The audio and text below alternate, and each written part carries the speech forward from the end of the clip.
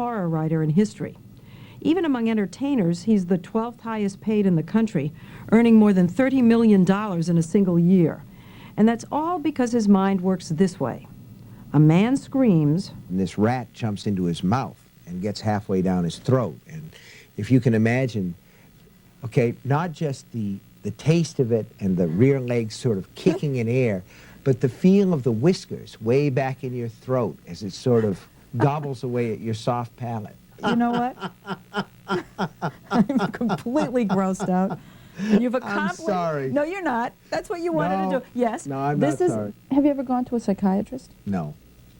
No, I've never gone to a psychiatrist because I feel like what you do at a psychiatrist is you pay $75, $90 an hour to get rid of your fears, whereas if I write them down, people pay me.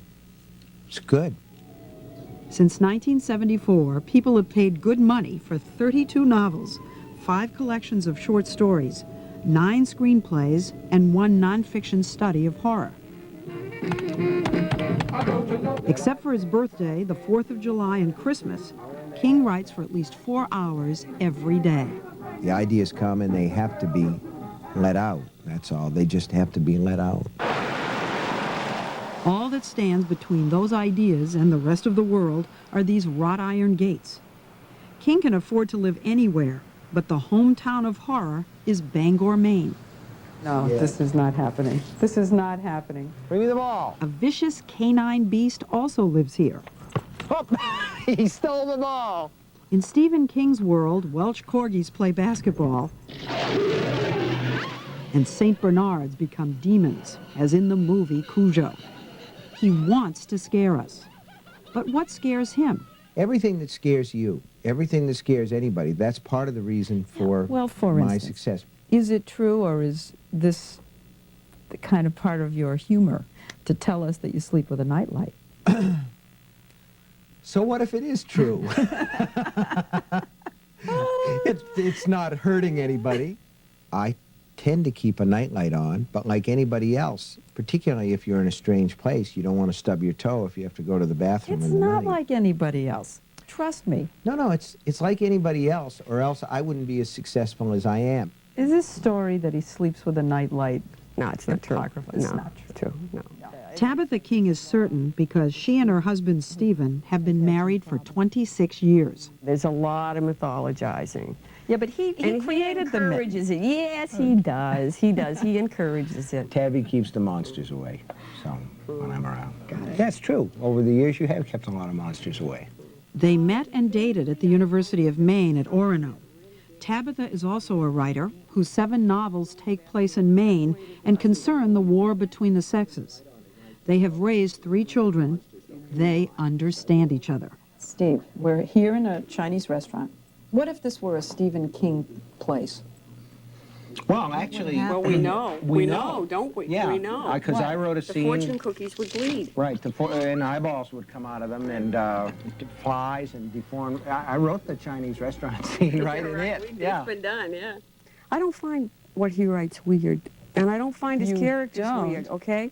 I think one of his tremendous appeals to people is that he puts you in a world that you recognize among people that you know. And then if bizarre things happen to them, well, the world is a very strange place. When you were a kid, Let's where stop is all right of here. this coming from? Let's stop right here and just say, whenever an interviewer says, so, when you were a kid, what they're doing is basically saying, what screwed you up so bad that you're doing what you're doing now?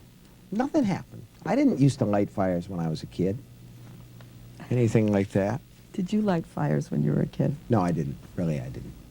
But he did keep a scrapbook about Charlie Starkweather, a serial killer in Nebraska in the 1950s. And it disturbed my mother. You know, I wonder she said- why. And I said to my mother, I'm studying his face so I'll know it if I see it and know to get out of that person's way. That's the stranger, that's the other. And you could see it in his eyes to a degree. There was something gone in there. But I also understood that that was in me, and it was in a lot of people. King says that over the years he has found ways to deal with what he calls his antisocial impulses.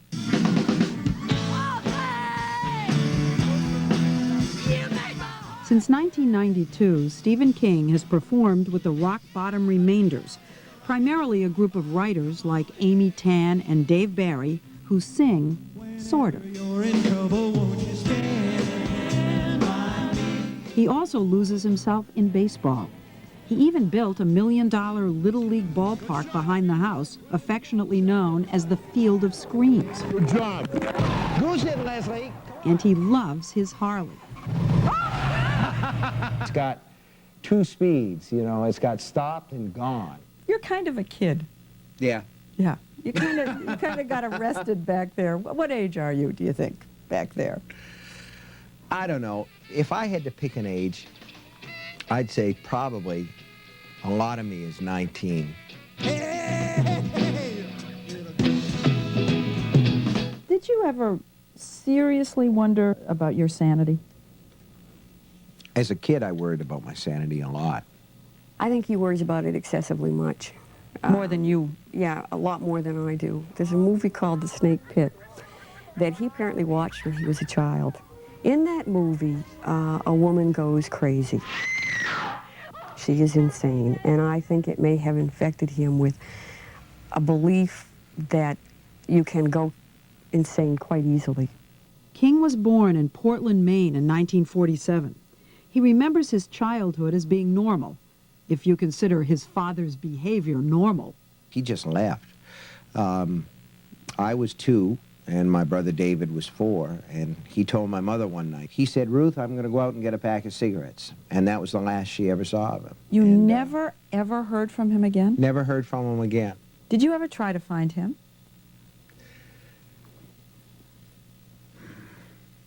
No, I really never did. I've thought about it from time to time. Do you hate him? No, I don't hate him. Maybe if I had him around now and he wasn't really just totally decrepit, I'd kick his ass for him a couple of times. At the age of 12, King began submitting stories to publishers, but he received rejection slips until college, when he earned a few extra dollars by writing for gentlemen's magazines like Dude and Swank. After he and Tabitha married, they lived in a rented trailer. She worked at Dunkin' Donuts, he at a laundry. But he kept writing, and one Sunday morning in 1973, his editor called. Paperback rights for Carrie went for $400,000. And he said to himself, I have to get my wife a present. The only thing I found open was the Rexall drugstore, so I bought her a hairdryer. Did we get her something on Monday? We got her the news that we were going to retire and become full-time writers. today the Kings have enough money to rebuild the library in Bangor. He says he has always loved to read. Do you like Jane Austen? I've never read a Jane Austen novel in my life.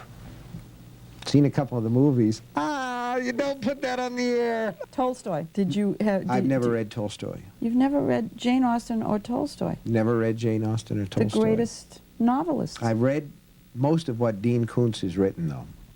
Later, he remembered that he had read Tolstoy's Anna Karenina. Here you are, one of the best-selling authors in all of history, and the critics can't find much that they like in your work. Does this hurt? Well, it does hurt, and it's very hard to defend against, because any writer who sits where I'm sitting now and rebuts the critics looks like a pontificating fool, and I can't do that. Here's your own quote. I'm the literary equivalent of a Big Mac and fries. Now, that's not Right. Shakespeare. I did say that. I did say that, and I stand by it. All I can say is, and this is in response to the critics who've often said that my work is awkward and sometimes a little bit painful. I know it. I'm doing the best that I can with what I've got. But some readers have taken the worst from King. Did you ever worry, for instance, that somebody's going to go out and do something that is suggested in one of your books? Well, people have. The armed teenager may have been acting out the scenario to the Stephen King novel Rage, when he stalked into a high school classroom and took 11 classmates hostage. If there's anything that I regret in my career, it's publishing the novel Rage. It's a story about a kid who's very severely disturbed and brings a gun to school, kills his teacher, and holds his class hostage over the course of the day. My view when this comes up is that most people who commit crimes of that nature are already so disturbed that if they didn't do it one way, they would do it another way. It was evil. This is King recording the audiobook of his current bestseller, Desperation, in which evil nearly triumphs until a small boy prays real hard. He had found God, that was all, and God had found him. Are you religious? I'm not conventionally religious in the sense that I don't go to church. Do I believe in God? Yes. Do I believe in a personal God? Yes. You wear a medal. Yeah. What is it, a religious medal? It's Mary, Oh, it is. mother of Jesus, and I've worn it for a long time. Why do you wear the medal? It feels comforting. I like the way she has her hands out like this, as if to say, you're all right. I accept you for what you are. The medal also gives King a sense of security. He needs it. I'm your #1 fan. In Misery, King imagines what might have happened to an author if his #1 fan held him prisoner. You have people who camp out in front of your house. Yes, and we had a guy come through a window. What happened? He came in the window and he said, I have a bomb and I'm going to kill you. And I said, oh. I went out the door, nearest door, in my pajamas. The bomb turned out to be a collection of pencil erasers and unwound paper clips. But he read Stephen King. He knew that this was Stephen King's house. He came directly to it. Mm-hmm. It makes me nervous. I worry about his security, the possibility that someone might try to do what was done to John Lennon to him. He is very well known, and there are real crazy people out there. Do you ever get to feel that you are a prisoner of his success? Oh, sure. Just a few. But Stephen doesn't feel that way. I've been waiting a long time for this. His fans can still get as close as they want. Give me 5. I've got a fair amount of childishness left in me. The world hasn't whopped all the fun out of Steve King yet. Okay? Yeah, but Steve King, I'm getting this feeling. Steve King is turning 50. Almost. I'm 49 and holding, so to speak. You wear very thick glasses. Yeah, they're pretty thick. Yeah, but is your eyesight getting bad? I do have a retinal problem that's called macular degeneration. Blindness is the ultimate result, but right now I'm fine. I just don't see very well. As I understand this disorder, the vision that you see straight out gets very weak, but you keep your peripheral vision. That's the part I want to keep as a man and as a writer, is what I see out of the corners.